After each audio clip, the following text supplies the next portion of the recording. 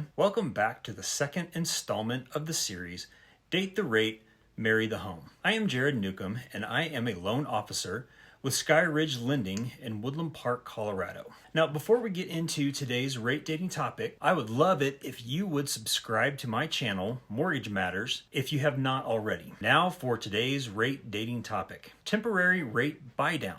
A temporary rate buydown is a tool that you as a home buyer can use to lower your interest rate and your payment on a mortgage loan for a specified period of time, usually the first 1 or 2 years of the loan. The reduced interest rate during the buydown period lowers your monthly mortgage payments, making the mortgage much more affordable in the short term. It can be especially beneficial for you if you need to reduce your initial monthly payments to just manage your monthly cash flow, or if you have limited income. Typically, a temporary rate buydown involves negotiating with the seller of a property to provide what is called seller concessions, which are listed on the contract, that then pay for the difference between your note rate, which is commonly called just your interest rate, and the temporary rate. This lump sum listed in the contract is paid into your escrow account with the lender at closing. And that's the same escrow account that holds your property taxes and your insurance that they collect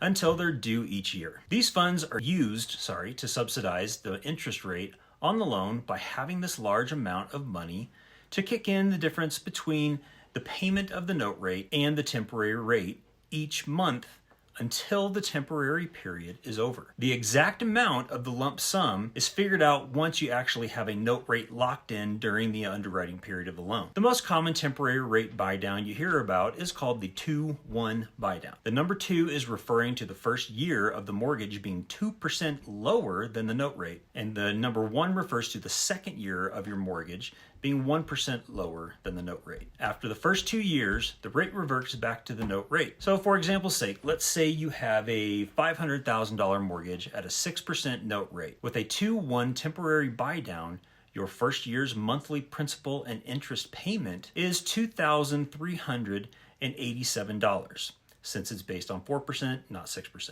The second year then goes up to $2,684 as it is 5%. And after that, you're back to the note rate payment at 6%, which is just a touch under $3,000. But during those first 2 years, you saved close to $11,100. I mean, that's huge. There is a catch though, isn't there always? Like I said before, you have to get the seller to agree to pay that $11,100 that you're going to save in seller concessions on the contract. So you'll need a good realtor for that, and I know plenty of them, so let me know if you need a referral. Also, you have to be able to qualify for your mortgage based on the note rate and not the lower temporary rate. The hope is that over the next couple of years, mortgage interest rates will decline. They always do when the economy is in a recession. And you can then refinance, dump your old, less attractive higher rate, and settle into a new, more attractive, lower fixed rate. When that time comes, I can help you